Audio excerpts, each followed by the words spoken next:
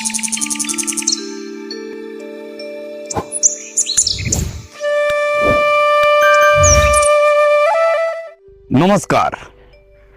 আজ আবার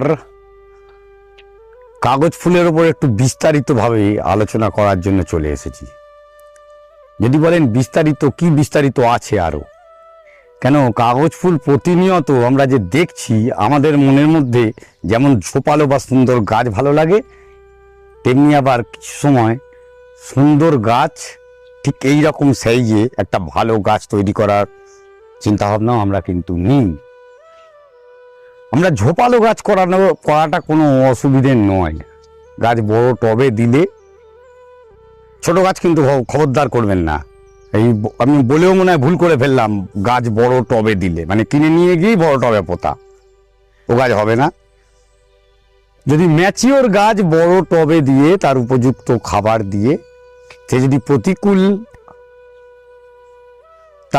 প্রতিকূলতা যদি কোনো রকম না থাকে, তার অনুকূল পরিবেশ পায়, অবশ্যই সে গাছ কিন্তু ধীরে ধীরে বড় হবে আর ছোপালো গাছ বড় গাছ তৈরি হবে। সেটি গাছটার উপর নির্ভর করছে কি গ্রুপের গাছ করছেন, তার ডালপালা কীরকম হওয়া বা হয়। কিন্তু এই ছোট গাছ তৈরি করাটা অতটা সহজ নয়। যেটা আমরা বনসাই বলি, বনসাই সকলের দ্বারা সম্ভব হয় না। কেন, তার জন্য প্রয়োজন হয় সবচেয়ে প্রথম, সেটি হচ্ছে ধৈর্য। আর সেই ধৈর্য নিয়ে যে লোকটি করতে পারে, যে প্রচুর গাছ করার আগে নষ্ট করার চিন্তা ভাবনা বেশি করে আর নষ্ট করতে গিয়েই তবে গাছগুলো করতে পারে, সেই হচ্ছে এই দেবজিৎ। দেবজিৎকে খুব ভালো করে চেনেন। আর আজকে দেবজিতের কাছ থেকে আমি জানতে চাইবো, শুধু জানতে চাইবো না, ওকে করে দেখাতে বলবো একটা গাছ কিভাবে সুন্দর পরিকাঠামো নিয়ে ছোট টবের মধ্যে কি কি উপকরণ দিয়ে গাছটিকে তৈরি করা যায়। দেবজিৎ, কেমন আছো সেটা বলো। আবার অনেকদিন পর দেখা। তুমি কেমন আছো? চলে যাচ্ছে, গাছপালা তৈরি হচ্ছে তোমাদের টিপস নিয়ে। চেষ্টা করছি, আমিও চেষ্টা করছি। আর তোমার কাছে আরো শুনলাম আরো বেশ কিছু গাছ তুমি শুনলাম না, দেখেছি নিয়ে এসেছো। অমিতাভ স্যারেরও অনেক গাছ এনেছো, আর অন্যান্য গাছও তোমার কাছে প্রচুর পরিমাণে এসেছে। প্রচুর না, মোটামুটিটা আমি জানি, কোয়ান্টিটিটা খুব কম নয়। আর সেটা ডিসক্লোজ করছি না সকলের কাছে, ফুল হলে দেখাবো। আজকে কি কি গাছ তুমি রিপোর্টিং এর চিন্তা ভাবনা করছো? গাছ তো প্রচুর রিপোর্টিং এর বাকি আছে। এই তো দেখতে পাচ্ছ অর্ধেক, মানে 20% হয়েছে, 80%ই বাকি আছে। তো একটা গাছ ভিডিওতে রিপোর্ট করে দেখাচ্ছি, বাকিগুলো তো আমার যেমন চলছে, রোজই যেরকম সময় পাচ্ছি একটা দুটো করে চলছে আর কি। ছুটির দিনে একটু বেশি টাইম দিচ্ছি, বাকি দিনগুলো অত সময় পাচ্ছি না। তো আজকে এই গাছটা রিপোর্ট করে দেখানো যেতে পারে। এই গাছটা এই বারবারা কাস্ট, আগেও ফুল এসেছিল শীতকালে, এখন আবার ফেব্রুয়ারিতে আরেকটা ফ্ল্যাশ এসছে।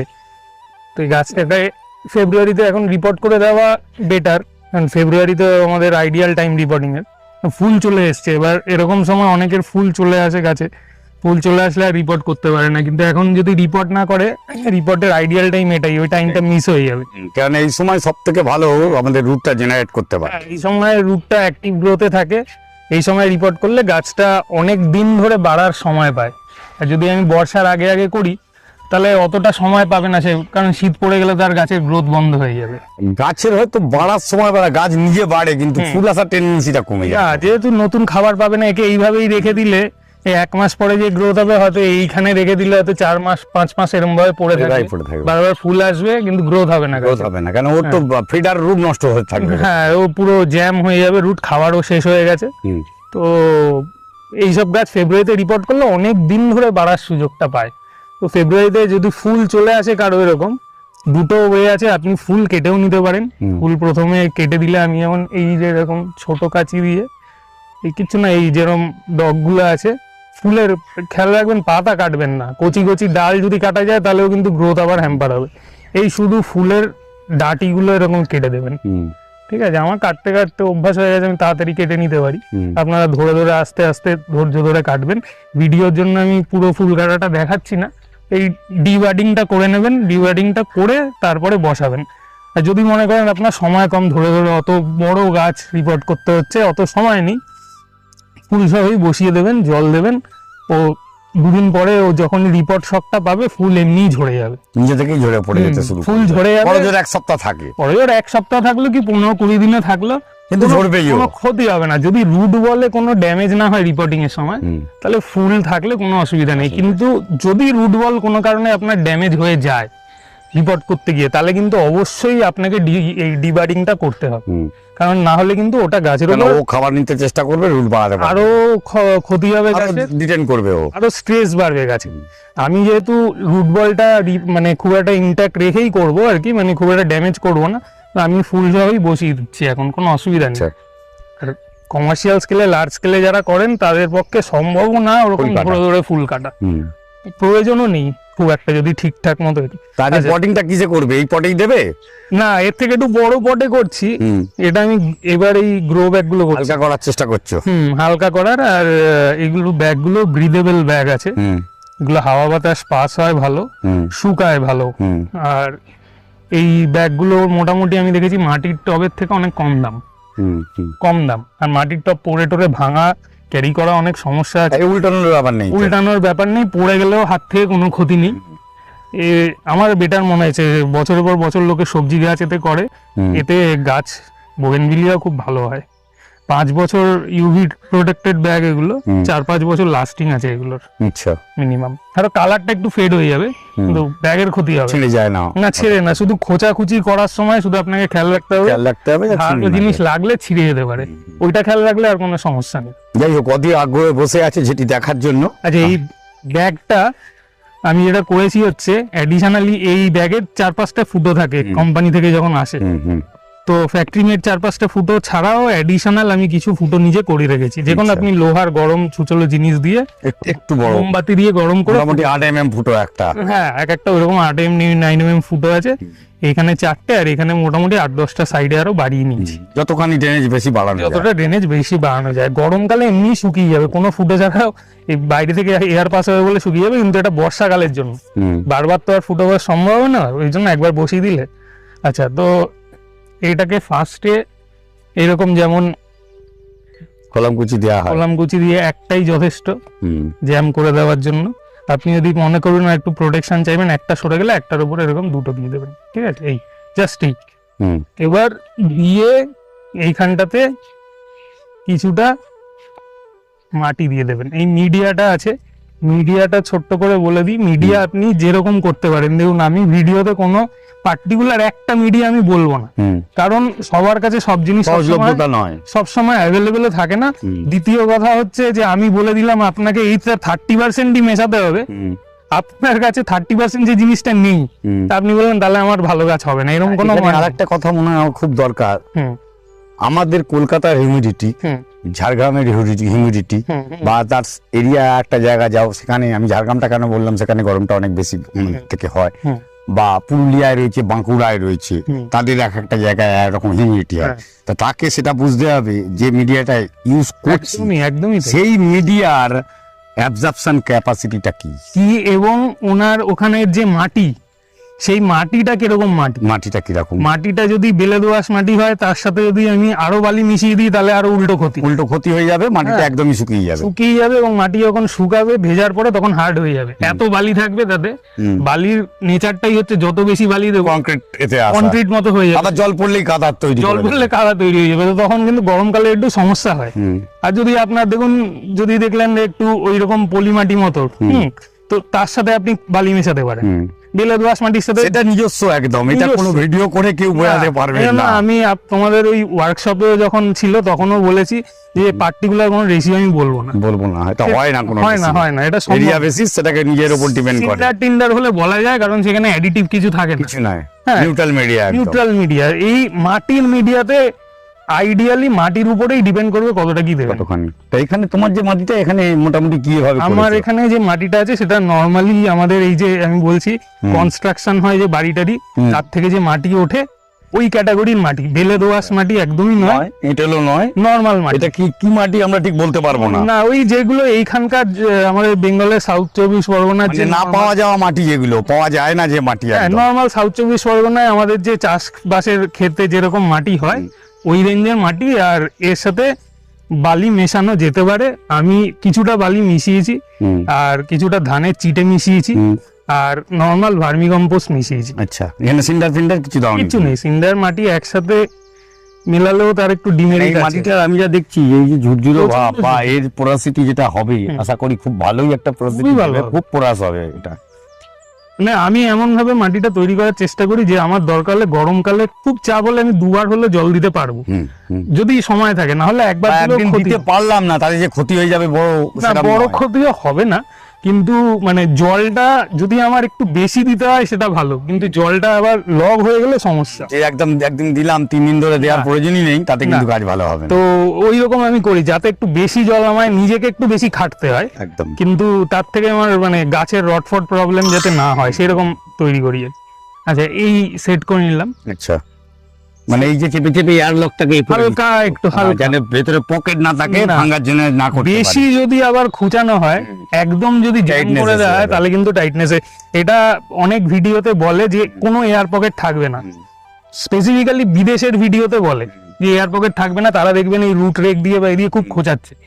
কিন্তু আমাদের এখানে এই সয়েলের মধ্যে, কারণ ওরা কোকোপিট, প্রচুর পাতা পচা এই জিনিসগুলো থাকে, আমাদের কিন্তু অত- মাছটা প্রচুর পরিমাণ দেওয়া প্রচুর থাকে। থাকে, ওরা খুঁচালেও কোনো অসুবিধা হয় না। আমরা যদি সয়েল মিডিয়াতে এক্সেসিভ খুঁচিয়ে দিই, জল দেবেন দেখবে জল এইটুকু দিয়েছে, ওই দাঁড়িয়ে আছে, দাঁড়িয়ে থাকে, নামবেই না জল, নামবে না। বেশি হয়তো খোঁচানো যাবে। 1 ঘন্টা বাদে একটা টবের ড্রেনেজ হচ্ছে, ড্রেনেজ হচ্ছে, ও নামবে সেটা না। ঠিক জিনিস নয়। তো- বড় জোর 15 থেকে 20 মিনিটের মধ্যে পুরো এন্টার জলটা যেন ড্রেন হয়। হালকা খুঁচিয়ে নেবেন আর ব্যাগটাকে বা টব বসিয়ে নিয়ে যে যতক্ষণ কোনো করে। জিনিস একই প্রসেস, এরকম ভাবে একটু বসিয়ে নিলেন, ব্যাস। হাত দিয়ে কোনো খোঁচাখুচির দরকারই নেই, হ্যাঁ, অ্যাডিশন কোনো জিনিসের দরকার নেই। ও ঠিক আছে, আমি ধরে নিচ্ছি এইটা। আচ্ছা, এইভাবে ধরবেন, এই দেখুন গোড়াটাকে এই দুটো আঙ্গুলের মাঝখানে এইভাবে ধরবেন, ঠিক আছে, যাতে গোড়াটা ফলস না খায়। প্রসেসটা একদম দেখিয়ে দিচ্ছি। আর মাটি যেদিন রিপোর্ট করবেন তার 2-4 দিন আগে থেকে জল দেওয়া বন্ধ করে দেবেন, একটু ড্রাই করে দেওয়া, ট্রাই করে দেবেন তাতে যাতে খুলে যাবে সাইড সেট থেকে। একদম খুলে যায়, না যাতে তো এই শেকড়গুলো ধরে থাকে, এর ধরে গায়ে। থাকবে আর ছিঁড়ে যাবে ছিঁড়ে যেতে খুলতে শুরু গেলে। করবে।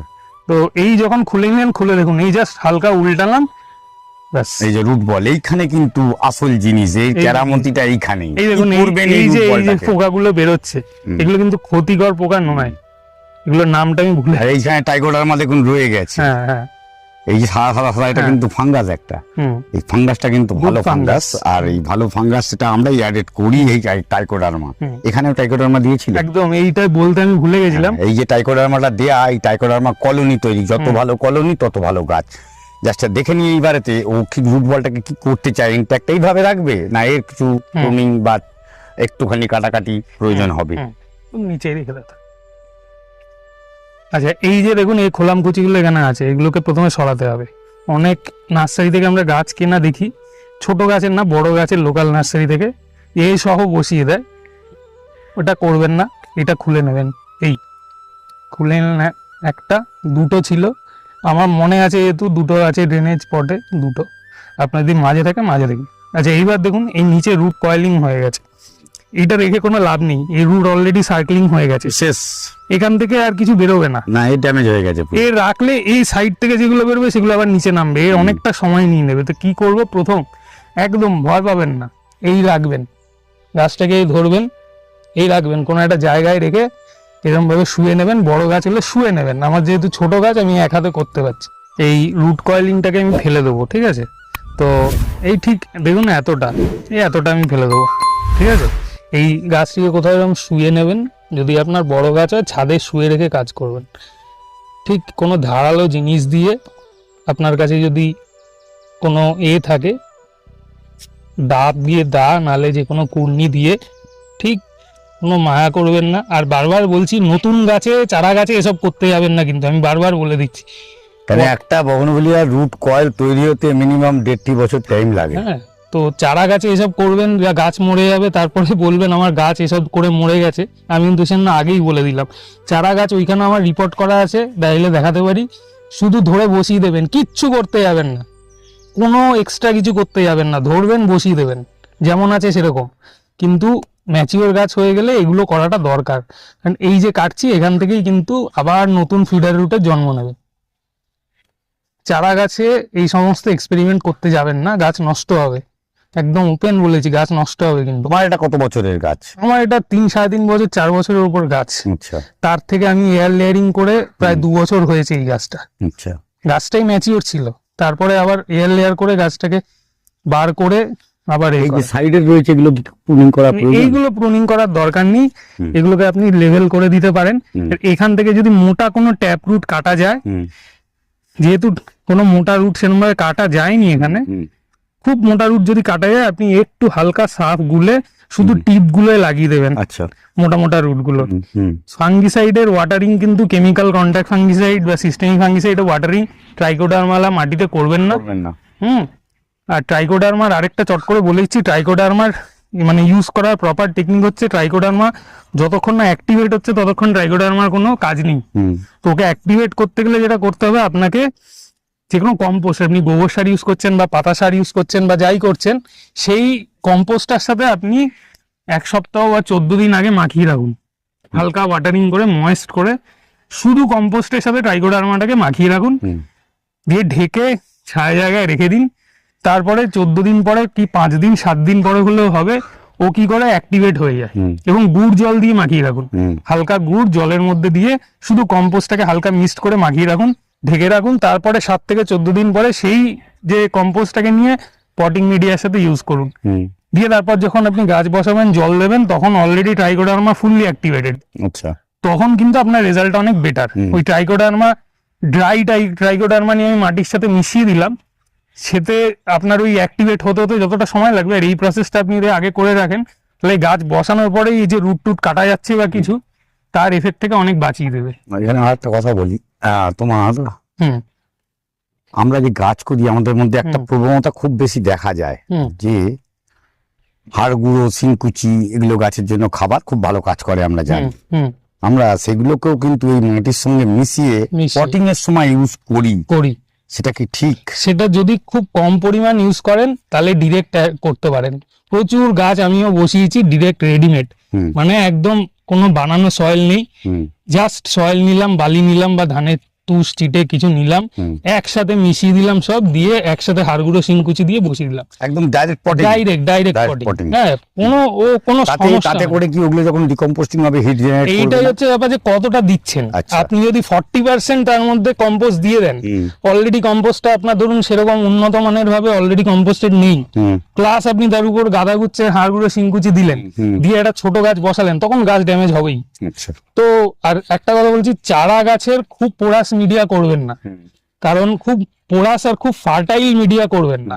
খুব ফার্টাইল মিডিয়া করলে চারা গাছের কি হয়, ও খাবার অলরেডি পেয়ে যায়, মানে ও এইটুকু বেরোলেই খাবার পেয়ে যাচ্ছে রুট। তো ওর কি ওই চারটা থাকে না যে আমি আরো রুট ছড়াবো। তো চারা গাছে সব সময় একটু টানে রাখতে হবে, একটু টানে রাখতে হবে, মাটিটা মানে বাচ্চাকে যেমন একটুখানি কষ্ট দিয়েই বড় করা ভালো, তবেই বাচ্চা লেখাপড়া শিখবে, বাচ্চা মানুষ হবে। আর দ্বিতীয় কথা হচ্ছে চারা গাছের আপনি মাটিটা না খুব রিচ করবেন না, খুব রিচ মাটি করবেন না, নর্মাল একটু খাবার কমওয়ালা মাটি দেবেন। আর মাটিটাকে প্রচন্ড পোরাস করবেন না, কারণ চারা গাছ সবসময় একটা কনস্ট্যান্ট ময়েশ্চার চায়। আপনার যদি একবেলা দুবেলা জলের এদিক ওদিক হয়ে যায় তখন পাতা ঝরে ফেলে দেবে বা গাছটা সেভাবে প্রপার বাড়বে না। তো আপনাকে চারা গাছ একটু টান রাখতে হবে, মানে খাবারটা টান রাখতে হবে। এই চারা গাছের কথা বলছিলে তুমি, এই যে চারা গাছের কন্ডিশনটা এখানে একটু তুলে ধরো, মনে হয় সেটা খুব কাজে লাগবে। এই দেখুন, এই মাটিতে কিন্তু কোনো ধানের তুষ বালি কিচ্ছু নেই, প্লেন মাটি, আর হালকা সামান্য ওই ট্রাইকোডার্মা অ্যাক্টিভেটেড যে ভার্মি কম্পোস্ট ওইটুকু, কিচ্ছু নেই, আর কিচ্ছু নেই। এটা আমি কয়েকদিন জল দিতে পারিনি, ঝরে গেছিল। এই পাতা এরকম ভাবে আবার বেরিয়ে যাবে, এইগুলো ঝরে যাবে, নিজে আবার বেড়ে যাবে। হ্যাঁ, কিচ্ছু নেই আর এই মাটিতে। জাস্ট এই যে জল কম হলে কি হয় অবস্থাটা? হ্যাঁ, জল কম হলে এই হবে। তাই জন্য আমি বলছি যে চারা গাছ কোনোদিন, আর পিপি প্যাকেটের নিয়ে আসছেন আপনার ধরুন গাছ, সেই পিপি প্যাকেট অনেক সময় ফাটা থাকে, সরু থাকে, জল দিলে দাঁড়াবেই না। সেই অবস্থায় আপনি 5-7 দিন যদি জলের এদিক ওদিক হয়, আমার ছাদে কাজ হচ্ছিল, জলের আমি রেগুলারিটিটা রাখতে পারিনি, পাতা ঝরিয়ে দিয়েছে। তো তাই জন্য চারা গাছ একটু কম্প্যাক্ট মাটিতে বসাবেন, আর দরকার হলে একদিন জল দিলেন, তারপরে 3 দিন জল যদি আপনার মনে হয় দেবেন না তো দেবেন না, ভেজা না থাকলে দেবেন না, কিন্তু খুব পোরাস মিডিয়া আর খুব রিচ মিডিয়া করবেন না চারা গাছে। আচ্ছা, এই গাছটাকে এবার আমি বসাবো। দেখুন, আমি একটু উঁচু করে বসাবো, ঠিক আছে? দুটো কারণ, তার কারণটা হচ্ছে নিচের দিকে বেশি রুটটা যেতে পারবে, তাহলে গ্রোথটা ভালো হবে। সেকেন্ড কারণটা হচ্ছে অনেক সময় আমাদের এই রুট রটের প্রবলেম চলে আসে এই নেট থেকে। তো ওইটা কি হয়, যত পাতা পচা আমাদের পটিং মিডিয়ার সময় অনেক সময় গিয়ে মাঝখানটা ঢাল হয়ে থাকে, তাতে যত পাতা পড়ে যত জল পড়ে ওইখানটায় গিয়ে জমা হয়, পচতে থাকে। তো তাই জন্য আমি সমস্ত গাছ আমার দেখবেন একটু উঁচু করে বসানো। এই একটু উঁচু করে বসালে নিচের দিকে রুট যাওয়ার জায়গাও পায়, আর ওই প্রবলেমটা হয় না। তো স্লাইড একটু উঁচু করে বসাবেন, এই জাস্ট বসিয়ে নিলাম, সেট করে নিজে দেখে নেবেন যেরকম ভাবে বসাতে চান, ব্যাস তারপর মাটি ভরে দেবেন। এখানে একটা কথা বলি, এই যে গ্রো ব্যাগ, এই গ্রো ব্যাগের অ্যাডভান্টেজ তো হালকা হলো, ডিসঅ্যাডভান্টেজ তো কিছু থাকে, কি থাকবে? ডিসঅ্যাডভান্টেজ হচ্ছে যে এগুলো ব্রিদেবল ব্যাগ। এখানে যদি আপনার সয়েল মিডিয়াতে আপনার 3 দিন জল যদি কমে যায়, তাও দেখবেন আপনার মানে খুব একটা গাছের টান পড়ছে না। কিন্তু এর যদি 2 দিন জল বন্ধ হয়ে যায়, জলের টান পড়ে যাবে। ওই জন্য আমি প্রথমে বললাম যে আমি চাই যে খাটনিটা আমার হাতে যদি একটু বেশি থাকে তাতে কোনো সমস্যা নেই, কিন্তু যাতে রুট সিস্টেমটা ঠিকঠাক থাকে না, তাতে আমার হয়তো একটু বেশি খাটনি হবে, বারবার জল ভরতে হবে, একটু জল বেশি খরচ হবে, কিন্তু গাছটার ড্যামেজ হবে না আর কি। ওই জন্য আমি মিডিয়াটা একটু হাইলি পোরাসের দিকে রাখি। গাছ তো পুরো পটিং হলো, কিন্তু এই জলের পালা, এই জল যে দেওয়া, গাছটার মাটিটা ভেজাতে হবে প্রপারলি। আর জল দিয়ে দিলাম, উপর থেকে দিলাম আর পড়ে গেল সেরকম ভাবে নয়, কেন এখন ওভারফ্লো করা আছে। দেখুন গাছে কিন্তু জল এক ফোঁটা দাঁড়াচ্ছে না, দেখুন যতখানি জল দিচ্ছি, এটা দেখানোর জন্য একটু ধরে ধরে দেখাচ্ছি আপনাদের। এই দেখুন জলটা দিয়ে যাচ্ছি আমি, পুরো জলটা কিন্তু অ্যাবজর্ব করবে, বেরোনো শুরু হয়ে এই জল আবার কিন্তু ড্রেনেজও শুরু হচ্ছে। এই যে জলটা দিলাম ফার্স্ট, গাছটাকে একটু ভিজিয়ে দেওয়ার চেষ্টা করব। এই গাছ কি রোদ্দুরে রাখার দরকার না ছাওয়ায় রাখবে? ওপেন রেখে দেবো, ওপেন করে থাকবে, কিচ্ছু হবে না। খাদ্যার খাবার বাচ্চা গাছে না, কিন্তু আমি বলছি বাচ্চা গাছে না। এখন যা ওয়েদার আছে, একটা সুদিং টেম্পারেচার আছে, হ্যাঁ। আর আমি কনফিডেন্ট যে আমি যেরকম ভাবে এই রিপোর্ট করেছি তাতে কোনো অসুবিধা হবে না, তাই জন্য আমি ওপেন ফেলে রাখবো। আর খাবার কি, ফার্দার খাবার কিভাবে কি হবে একটু বলে দাও। 1 থেকে 1.5 মাস তো এর কোনো খাবারই লাগবে না, আপনি 6 মাস না দিলেও চলে যাবে, কোনো খাবার না দিলেই চলে যাবে। কিন্তু যদি আপনি দিতে চান 1 মাস পরে আপনি হালকা হালকা ওই 1261 একটু দিতে পারেন, তাহলে রুট ডেভেলপমেন্টটা বেটার হবে। একটু হালকা ফসফরাস জাতীয় খাবার দেবেন, বেশি ফসফরাস দিলে আবার ফুলের দিকে চলে যাবে। হালকা ফসফরাস জাতীয় খাবার দেবেন, রুট ডেভেলপমেন্টটা বেশি হবে, আর কিচ্ছু লাগবে না। যাক, খুব ভালো লাগলো, একটা কম্প্যাক্ট ভিডিও আপনার সামনে তুলে ধরতে পারলাম। আর দেবজিৎ সে তার নিজের মতন করে সুন্দর করে গাছ যেভাবে করে, দেখুন জলটাও নেমে গেল বলতে বলতে, আর দেবজিৎ তুলে ধরার চেষ্টা করলো। আশা করি আপনাদের কাজে লাগবে। আর এইরকম ভিডিও পেতে আমাদের চ্যানেলটাকে সাবস্ক্রাইব করে পাশে থাকলে, তাহলে আরো প্রতিনিয়ত আরো সুন্দর করে ভিডিও আপনাদের সামনে তুলে ধরার চেষ্টা আমরাও করব। ভিডিও শেষ করলাম, ভালো থাকবেন, সুন্দর করে গাছ করবেন। দেখা হবে আরেকটি ভিডিওতে ঠিক দুপুর 1টায় অমিতের সাথে, অভিজিৎ হর্টিকালচারে। নমস্কার।